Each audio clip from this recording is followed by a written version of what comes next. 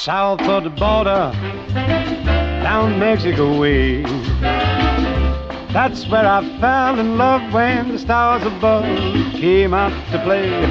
And now as I wander...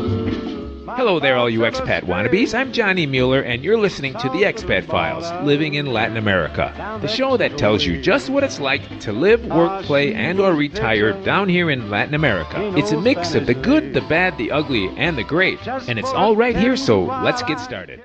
All right, let's have a little listener feedback now. This one comes from Mike. He says, Johnny, hello. Hope you're doing well. Your recent podcast episodes were excellent. Does that mean the other ones were crap?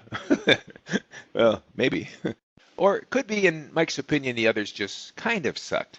You know, someday I want some listener to send me a list of my worst episodes, okay?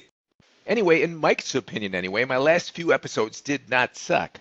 Including the one, he says, focusing on the modern music and how most of it is so inferior to the classics of all genres, which, unlike rap and reggaeton, actually require real musical skills.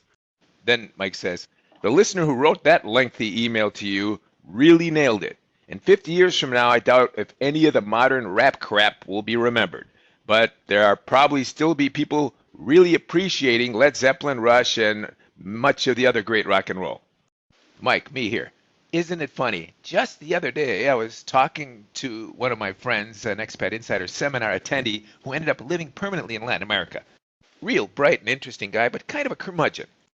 He's kind of a perpetual critic, and you know what he said to me? Why'd you spend so much time talking about that reggaeton crap? Nobody cares about that. And then Captain Mango phoned me up and said, yeah, man, that guy who wrote that thing, he was spot on. And Captain Mango would know. He's had a few Latina girlfriends, and they're totally addicted to reggaeton crap. And Captain Mango, rock and roll. So there's always a clash of minds there. And Captain Mango's mind, well, he's got a rather good one. And the mind of the average Latina, well, let's not get nasty here. Now, as for me, I've had many Latina girlfriends too, and you might not believe this, but I can be diplomatic sometimes. Hey, you have to be when surrounded by that music for mental midgets called reggaeton. The key is, for me anyway, I had to learn to tune it out. And really, who doesn't like to watch Latinas dance? And when reggaeton music is on, you might absolutely hate the groove, but man, the positive secondary effects are tremendous. So for me anyway, and I think for lots of gringos and expats, being diplomatic about it really pays off. Hey, I'm not saying you actually have to lie and say you like that crap. That would be a kind of blasphemy, contrary to everything we know and love about real music played by people who actually have talent. That just means for me, when they crank up the reggaeton, I know it's a cultural thing and a small price to pay for those previously mentioned secondary effects that always seem to follow thereafter. But I have my limits, and they end at watching reggaeton videos. I cannot stomach those things. I cannot watch those blinged out guys with yards of tattoos in their ass crack pants, prancing around their Hummers and Ferraris with those spastic, repetitive hand movements, bikini-clad bombshells falling all over them, and really, without having the tremendous luck of being in the right place at the right time and having a hit record. Every last one of them would be a crack-pipe, street thug, gangbanger criminal, with a 5x5 room and an orange jumpsuit reserved for him at the state pen. But I digress. Where were we? Oh yeah, Mike's email. Then he says, I was also fascinated by the information on stem cell therapy, including the positive results obtained from your listeners on many of their ailments. You mentioned you had some details for your listeners. I'd really appreciate it if you could please email me that stem cell information. And you take care, man. All right, and that was from Mike. You know, I got a dumpster full of emails after I did that stem cell podcast. Wow, did that strike a nerve with you guys. You know, if your doc tells you you need a shoulder, knee, or elbow replacement, you don't want him to go in there with a saw and put in a titanium shaft and a plastic ball and a hunk of plastic. That's so medieval. There's got to be a better way. There is no going back from that. And besides that, you know, those are foreign substances, so your body is always in reactive mode, trying to fight those things off like a low-grade infection. And it is technically a low-grade infection because from then on, you'll have a slightly elevated white blood cell count compared to your normal baseline before you had it installed. And forever after, you're going to have to be on medication. And that sucks. I mean, come on, wouldn't you rather drop some dough and try a really non-invasive treatment method? Basically, with stem cells, we're talking about a couple of injections in an IV drip for about an hour. Hey, you never know. Everyone's a completely individual case, but some of the results, if not most of the results, are spectacular.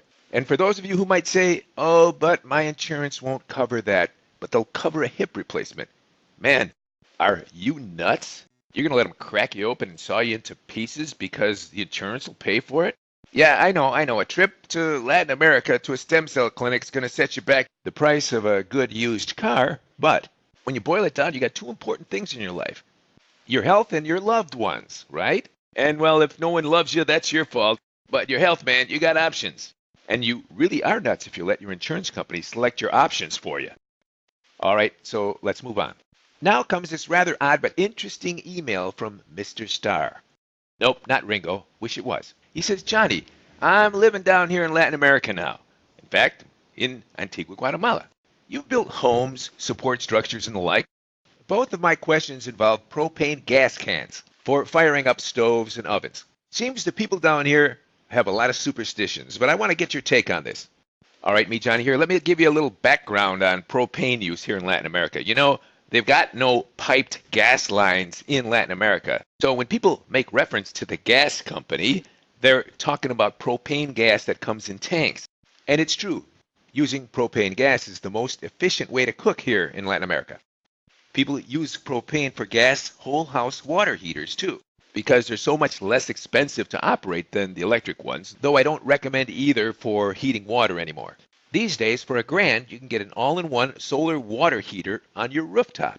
And then basically, you'll have hot water in your house for life, or at least 20 years, depending how well you take care of your unit. Because, you know, those things do require at least a little bit of maintenance here and there. And yes, I've had them and I love them.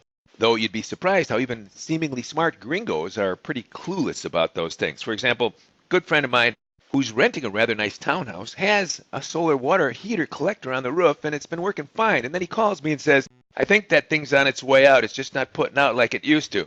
And so I said to him, have you been up on the roof to look at it? He said, no, but the maintenance guy goes up there once in a while and cleans out the gutters and such. I said, I'll tell you what, you send him up there with a really soft kitchen broom and tell him to sweep off the long glass tubes because those things are composed of, you know, a number of glass tubes that run vertically to a 40 or 80 gallon storage tank. And those tubes are the solar collectors and you have to keep them clean. I told him, have the guy dust them off and hose them down because 90% of the time when those things aren't putting out anymore, it's because there's a caked layer of dust, dirt, and pollen that collect there over time. And sure enough, I got a call a couple days later. The thing's putting out like gangbusters now.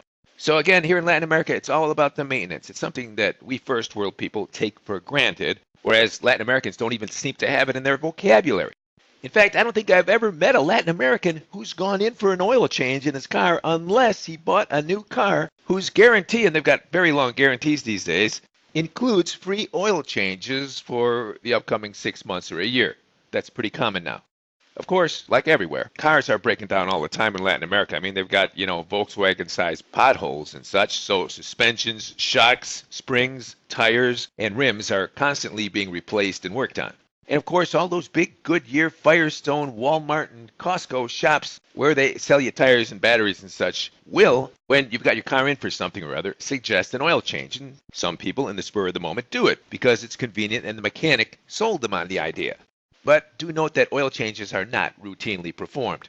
And, you know, as an engineer, at least in a past life, to me it's an amazing feat that cars run 100, 200, even 300,000 miles, considering the total indifference to basic maintenance like oil changes. It's a real testament to Japanese, German, US, and Korean technology. Oh, and by the way, there's a tip when you're buying a used car here in Latin America. Check the oil. Pull the dipstick and see if it looks like sludge or it's nice and clear. Because the truth is, if it looks like sludge, no matter what kind of spiel the owner's given you, you know the drill, grandma only using it to go to church on Sunday. Yeah, right, that's probably not true, but if it is and they don't change the oil, that engine surely has a prematurely shortened life. I mean, really, if you're going to sell a car, wouldn't changing the oil, even putting the cheapest oil in there, seem to be the wise thing to do? Just in case the prospective owner wanted to look at the dipstick? Duh. Oh, and here's another tip if you're buying a used car. Get on your back and look under the car.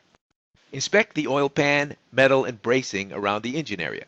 And then Check out how banged up and scuffed up the metal bracing and supports are around the engine area. That'll give you a great idea how many times the car bottomed out in a gigantic pothole, and or how careful or careless he's been while riding over those gigantic tumelos, those dangerous cement speed bumps you see everywhere.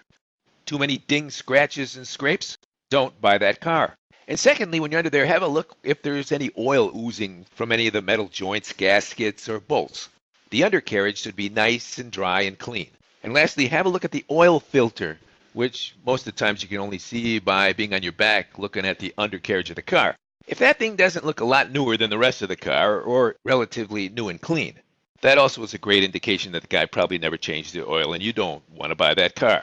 Unless, of course, you're buying a new or light new car, then maybe the oil hasn't been changed because it's not necessary. If it's got 5,000 or 10,000 miles on it, maybe not. But I digress as usual. Where were we? Oh yeah, talking about propane tanks. So the truth is, you're probably going to use gas propane tanks all the time. I do. So periodically, you're going to have to pick up some tanks or a delivery service will come in and drop them off. And of course, you're always going to get screwed out of the weight. For example, if you buy a 100-pound tank, there won't be 100 pounds of propane in that tank. It'll be something like 95 or 97. I've done the weight measurements. In fact, I think I'm the only guy around who will weigh the tanks when the guy drops them off. And I know the delivery guys are thinking, what a crazy-ass gringo. And when I tell them, you're shy 4 pounds, they give you the shrug because they're just the delivery guys. And then I call the home office and they say, oh, sorry about that. We'll deliver another one. And the other one will be short too. It's just a way to nickel and dime people to death, not just gringos. They do it to everyone. Crazier yet, propane companies have ads in newspapers and on the net and such saying the weight is 100% spot on, fully knowing that no one's got a scale except maybe this crazy gringo. By the way, weighing a propane tank is very easy to do. You can do it with a bathroom scale. Do note, the weight without propane is stamped on the tank, the empty weight. So if you're using a 25, 50, or 100 pounder, it should weigh that much more than the empty weight stamped on the tank. Hey, I've gone round and round with these companies a number of times, and complaining does no good. Even so, you should always be hooked up to propane because if ever there's any kind of emergency power down or who knows, EMP, electromagnetic pulse from the sun, taking down the grid for days or weeks, who knows? By the way, eventually that will happen. We've just been lucky in the past 100 or so years. We're overdue for a big strike. And of course, all the nuclear-capable countries have a nuke that can cause the same thing. There are strategic weapons that are built to take out power grids with an EMP blast. But you knew that already, right? Though if you're living in Latin America, you never have to worry about an EMP blast from a hostile country. Because there's nothing strategic in Latin America except the Panama Canal. Another reason I wouldn't want to live in Panama. But I'm really getting off the track here. Anyway, the cool thing about being on propane gas is that you can get 2 100-pound tanks of gas, and if by some chance you're completely off the grid and have no electricity, they should, if you play your cards right, last you a year. That means you'll have fire in your stove and your oven, hot water, gas, clothes dryer. Of course, you'll need a little backup electric power to run the motor in your dryer and the pump for your water, but that's easily done. You don't need a gigantic solar power system for just occasionally turning on your water pump or your dryer motor. Just a portable solar unit or a gas generator will do. All right, our emailer, Mr. Starr, says that he's using propane tanks, and yet he says there seems to be some particular local superstitions that go along with using them.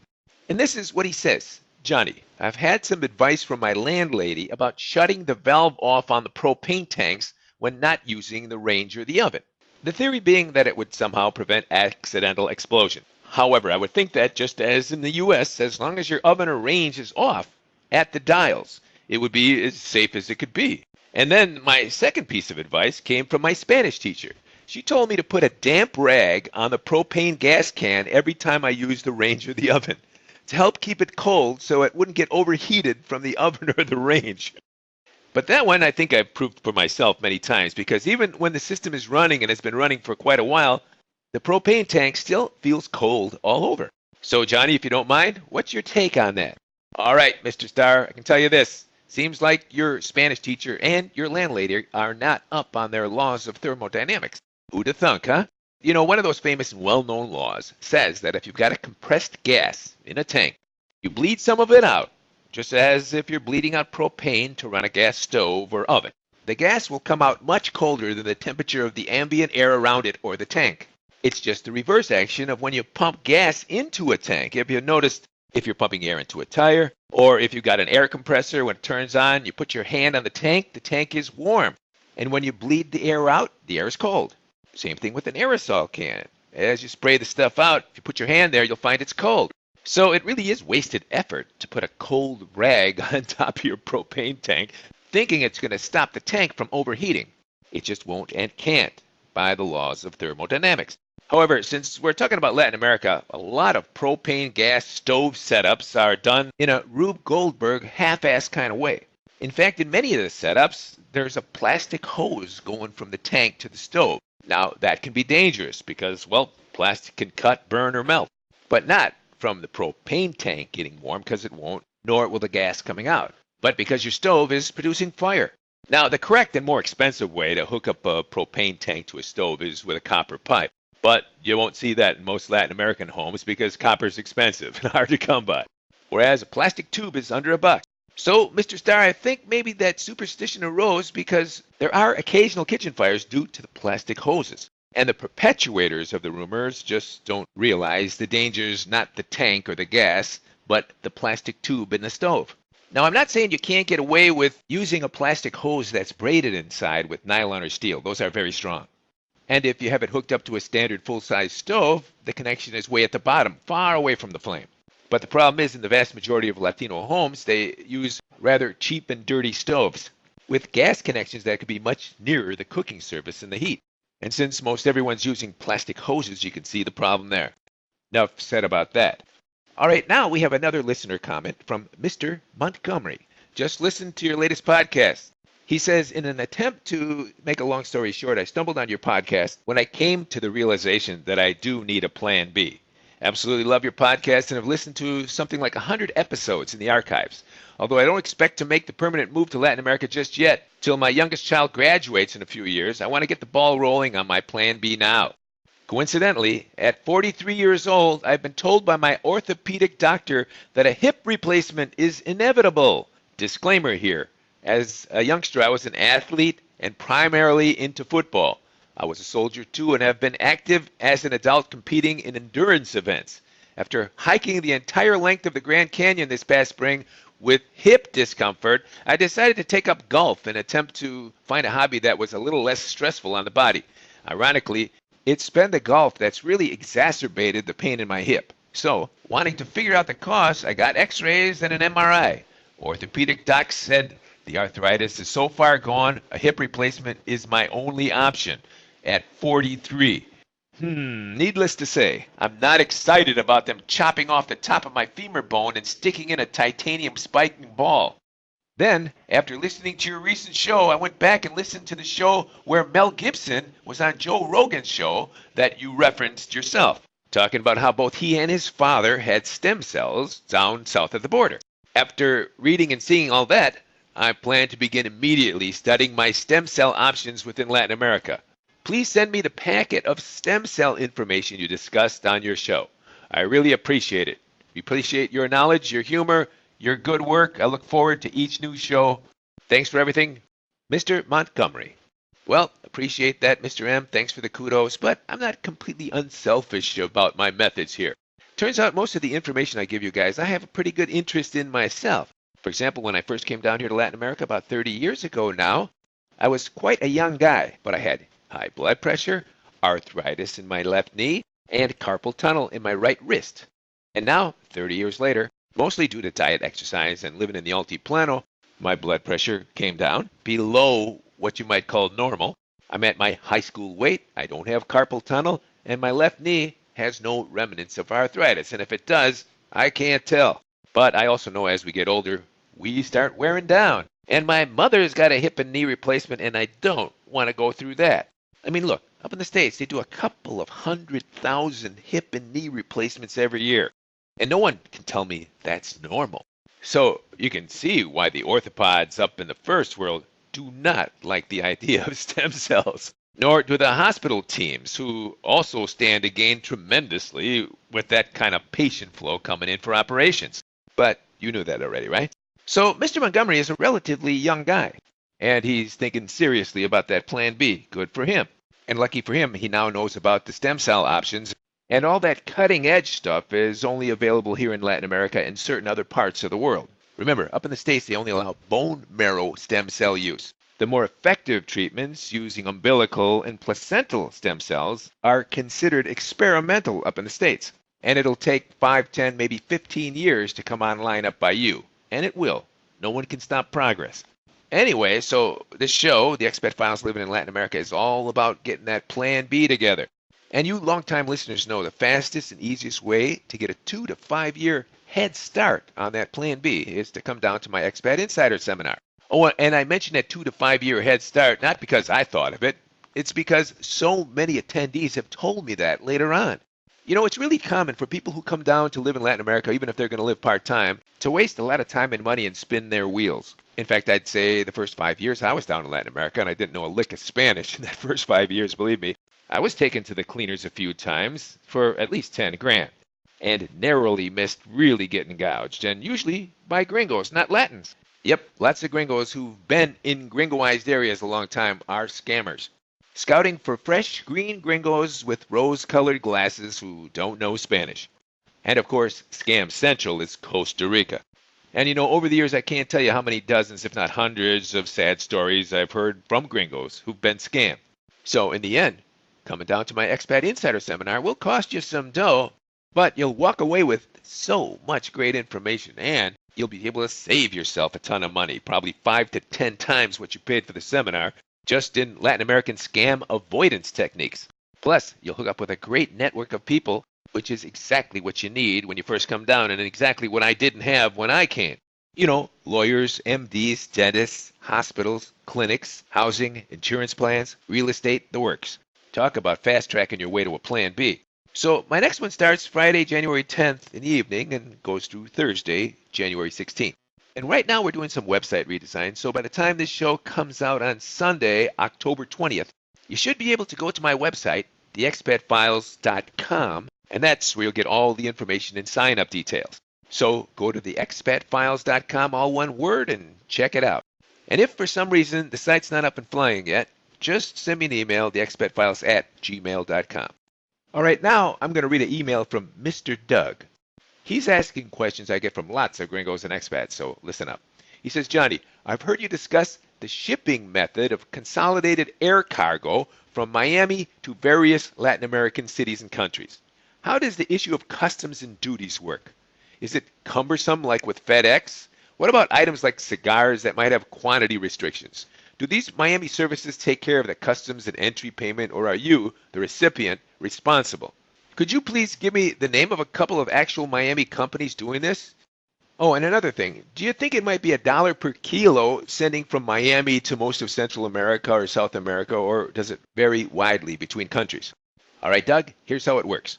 Almost all Latin countries now have Miami freight forwarding services. In other words, if, for example, you're ordering from eBay or Amazon, you'll have your regular credit card billing address when you do the deal, but your shipping address will be your name followed by the address of the Miami mail forwarding service, followed by a code that your forwarding service will give you, like X327.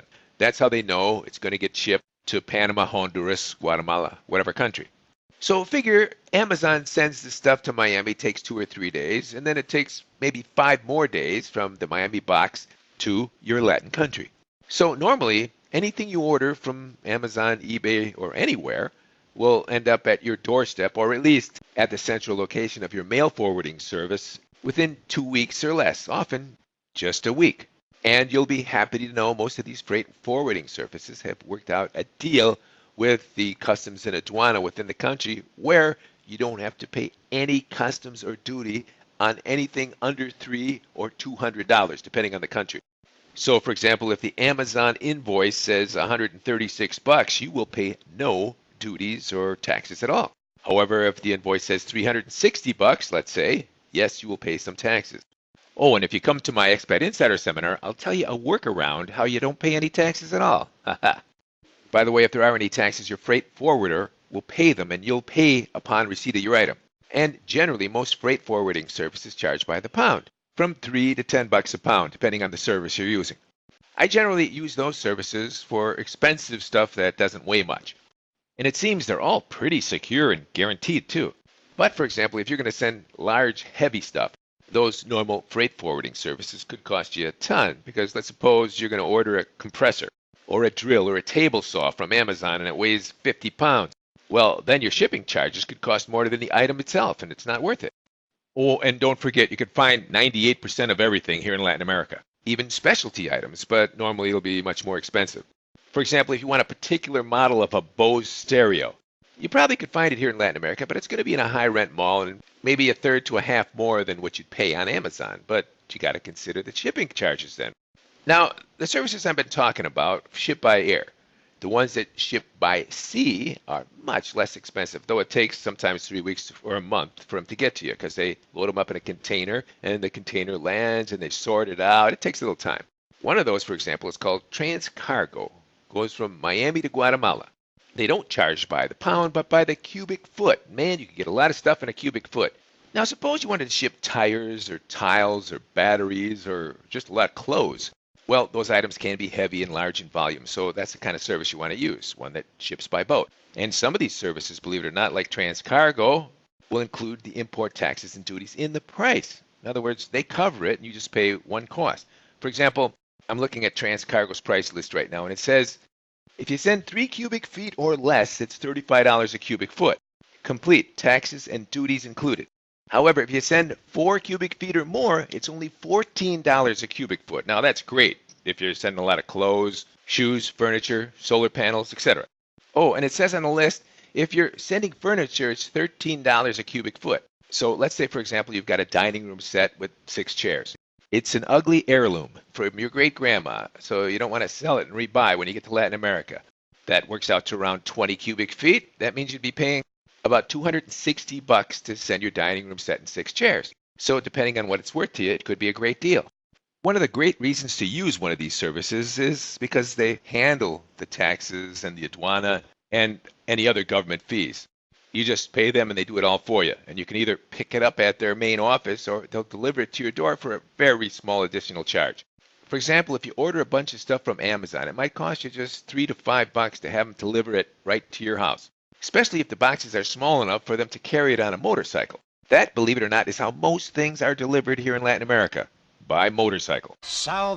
You've been listening to the Expat Files, Living in Latin America. If you need some help with your own Plan B, we can schedule a one-on-one phone or Skype consult. Just send me an email, theexpatfiles@gmail.com. And if you want to get on the waiting list for my next week-long Expat Insider seminar in Central America, where you're guaranteed to get a 2 to 5 year head start on your Plan B, send me an email, theexpatfiles@gmail.com. Nos vemos.